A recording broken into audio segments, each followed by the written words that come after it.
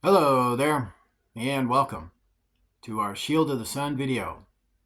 Now in this video, what I'd like to do is discuss with you about matters of the Nephilim pertaining to the city of Chicago. So let's talk about it. There have been these videos that talked about, this conspiracy theory of Tartaria. You've probably heard of this, where somehow the city of Chicago and the people of Chicago were somehow descendants of Tartarians, and there were these Tartarian persons that somehow spawned the people noted as the white races of the world, and that these white races of the world were somehow came from Tartarian giants who came from the middle of the earth and came out from these portals, and somehow when they died, we showed up, and then we took over their works and their cities and continued their agenda. This is the story that's been presented in a lot of Tartarian like videos or other videos that had this conspiracy theory. So to understand, that whole narrative is a conspiracy theory. This is completely untrue. The Bible actually tells you in the beginning, in the first chapters of Genesis, where all the races of mankind comes from. It names their patriarchs. It names the children of these patriarchs, and it even names the nations. Like if you talk about Japheth, his name literally means white fair man or fair man, to give the understanding that the white races started or restarted actually through Japheth, and that the black races started through a man named Ham, and the brown, red races and the Asian races started through a man named Shem, and the fair Asian races started through descendants of Japheth.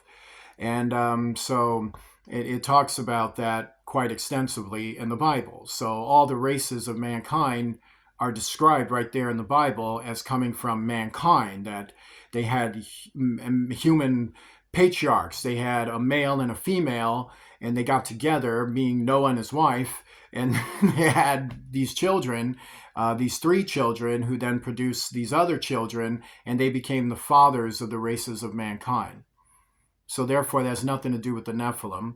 It has nothing to do with Tartarian giants, which is so stupid. And so to understand it, the Tartarian thing is just a theory. It's a bad theory at that. It's a conspiracy theory. So a conspiracy theory is meant to divide you on the issue of the matter before you, and cause division, to cause arguments, to cause a debate. So instead of seeing and realizing and knowing what the Bible is saying by reading it and studying it and believing the Word of God, you'll just believe conspiracy theories about that matter. So the matter of the Tartarian theory is not correct. That is not the correct understanding of it. To even suggest that races of mankind come from the Nephilim is an offense to those races. It's an offense to mankind. It's an offense to all males, no matter what nation and race you're part of. And it's an offense to females, no matter what nation or race you're part of. Where males and females are not Nephilim. We're not giants. We're not. And to say giants is to really say a demonic species that are clones of the fallen angels. So we are sentient life. We have fingerprints for a reason. We're individual persons with different characteristics and traits. We're part of various races. There's white race, there's black race, brown race, Asian race, and all manner of races. And in every races, all those persons are individuals with individual names, individual taste, individual gifts, talents, things of this nature. And thus we are not the Nephilim. The Nephilim are clones. They're clones of their masculine fallen angel or the feminine fallen angels. They're clones of the fallen angels. So now that must understand this first. So you must understand that the Tartarian thing is a lie. That's a lie. It's a bad lie at that. And it's taught by conspiracy theorists who are heathens. In fact, the Tartarian theory was manifested from Satanists, and Satanists in the centuries ago, and even on to this day, Satanists believe that the fallen angels created mankind, that Satan and various gods and goddesses created this, created that, that these races were created by these fallen angels, and these races were created by these fallen angels, and blah, blah, blah, blah, blah. You know, the gods made this, the goddesses made this, and this, and that, and the demigods, they made this, and the demigods made that. And they go on with a bunch of stuff. There's so many doctrines of Satanism and different spins on creation and different ways of explaining. Even the Satanists cannot even agree on their own doctrines. You know, like they even argue about it themselves. So to understand, they don't have the truth, is what the Bible teaches, is that the Bible, which is to say God stands by his word because God only favors himself. And therefore, when you worship God in spirit and truth, you must know, I mean, spirit is important, and this is the first matter. But truth, you need truth. It's spirit and truth. So you can have spirit, but if you don't have the truth, then you're lacking and you're telling lies. So the spirit, the truth, you must have worship God in spirit and truth. And the truth is, mankind was created by God, and they came to the planet in the manner God wanted them to, through the nucleus of a husband and a wife, Adam and Eve, and then on and on and on and on. That's was God's purpose, design, and plan for mankind regarding their time here on earth. So therefore, were there giant cities then? Yes, there were. The Bible does tell you that. The Bible does tell you about Nephilim cities that existed in the antediluvian world, in the old world. And the Bible tells you that they came after, that there were survivors of that destruction, meaning Nephilim survivors. There was only 8 human survivors, but there were Nephilim that did survive, and they continued after the flood, is what the Bible teaches, that they reemerged, and they did come and build cities, and they did come and make ancient structures. Well, ancient to us today. They were just building a bunch of stuff then. But yes, there were giant cities. There were cities of Nephilim who were not mankind. So these Nephilim who came, they came as tempting spirits to be incorporated into the master plan for which God had set down, laid in stone, are the cornerstones, for which you cannot see, but the interdimensional veils do and behold the wonders of God. That the master plan is infusionated into the universe and the interdimensional spheres in our own temporal existence, which is submitted to that plan by space-time coordinates for which are controlled and ran by God. There, it's all in the control of God. So now that we can establish or understand this is what the Bible teaches, that there were Nephilim cities in the past, before there was a United States of America, even before Native American tribes, before there were the Native American nations, the nations of the natives of these lands, they came in and grew into fruition with giants among them. So in a far history of North American history is what we're going to focus on here, and particularly of the Midwest. Before there were Europeans and before there were natives, there were giants here. And these giants came as the remnants of what was left over from the flood. And they built up cities and came here, and they operated as tempting spirits against mankind. So they observed the civilizations that mankind was building up in that early period and began to tempt and formulate division and destruction on mankind through the rise of one noted as Nimrod, who was in his regime, a regime that was given to him from his father Cush, who had betrayed God and betrayed the faith of Noah initially, then betraying God, and engaged in Satanism and began to herald and conjure forth the fallen angels into his family, which then corrupted his family, and they started to war with the other Hamitic families and caused a problem of destruction and death in those civilizations. This regime of Cush was joined also with 2 other regimes, one that came out from the house of Shem and another that came out from the house of Japheth. And this involved a son among them who then incorporated those ideas and betrayed his family lines. And then these Shemitic families betrayed their family lines. And then they united themselves against mankind to teach a doctrine of heathenism and to teach a satanic view on life and to take over those nations and take over those worlds and appropriate every resource to upstart prophecy and then initialize the Antichrist purposes on the planet Earth. Excuse me, we have an idiot driving a train or conducting one. Pray for him. He's lost. So, now that noise pollution is over with, let's continue on with our studies.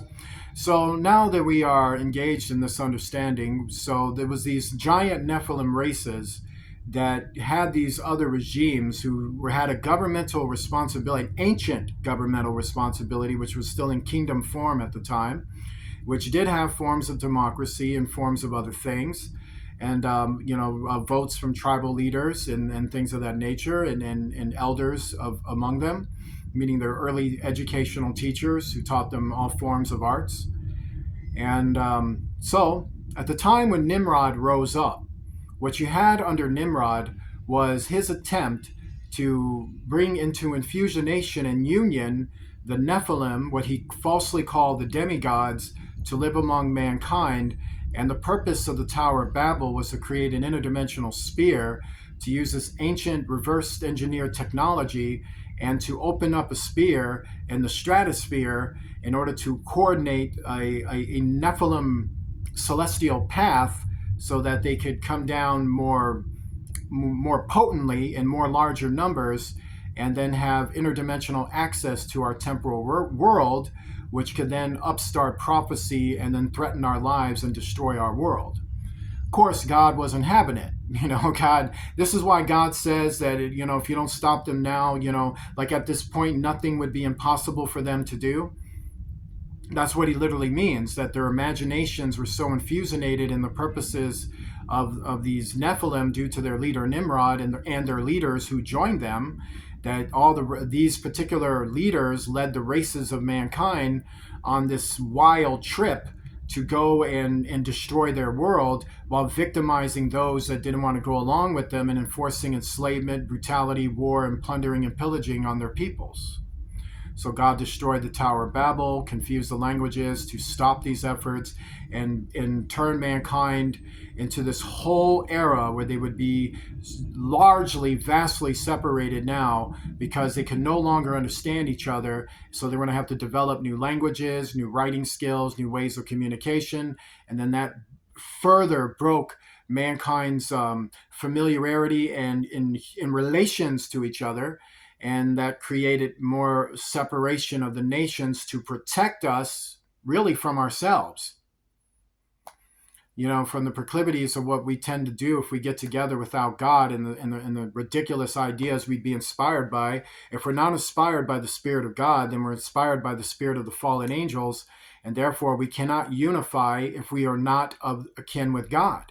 So if all the races of mankind don't believe in God, they believe in Satan, and then they'll unify for Satan, and then it gets bad. So during that time, before the Tower of Babel fell, you had these giant cities that were there, that thrived, along with what became at the time the era of Nimrod. When the era of Nimrod fell, that's when the power structure of these giants also fell within their efforts. So they got confined to the places that they manifested their cities and were magnetized to those regions. So now you go all the way into the future. Now you go to the time of Chicago.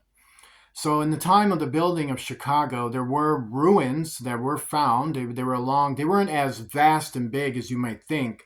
Like some people think, like the entire south side of Chicago was one time Shalaga, or they think it was just this part of Chicago that was, or this part of the south side that was Shalaga, or various things like that.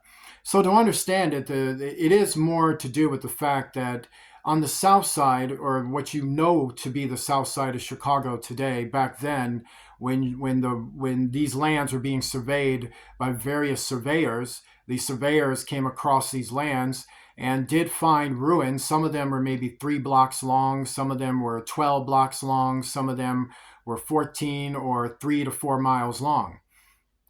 There was the longest one, I believe, was clocked in at 22 miles. So there were various areas that had that. We're in between, were just vast spaces of land where you could just have this, have that, have this. And they also found mounds. There were also mounds that were found here as well, where giants were buried.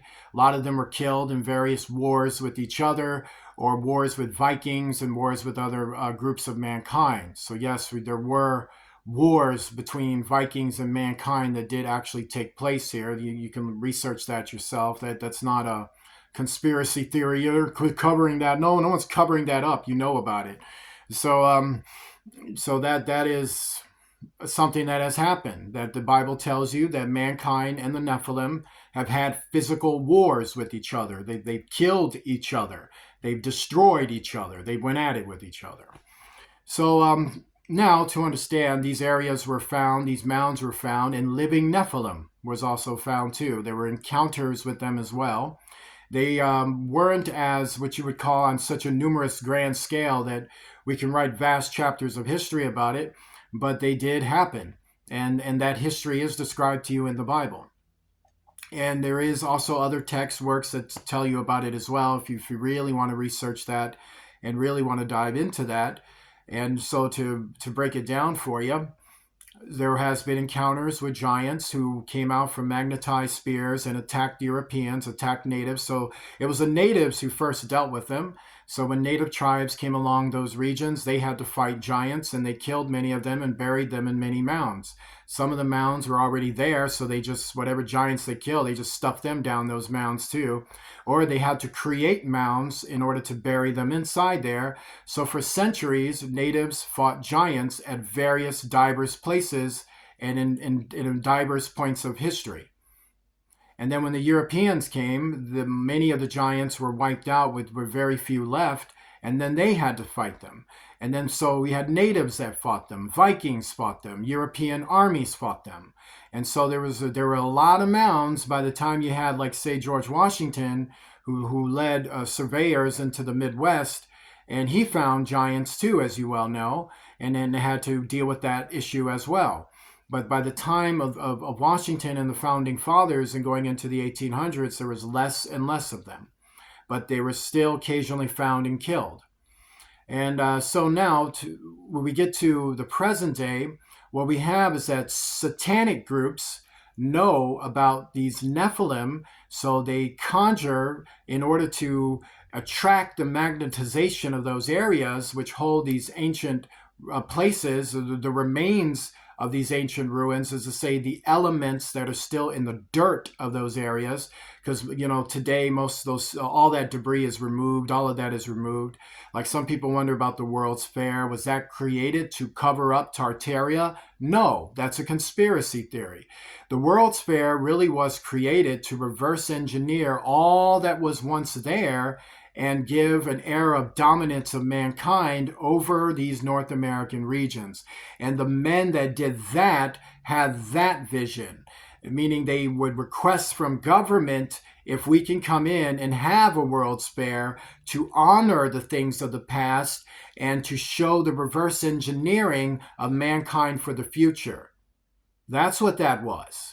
It had nothing to do with the government to cover up anything. No mayor there was no assassinations of mayors over that issue.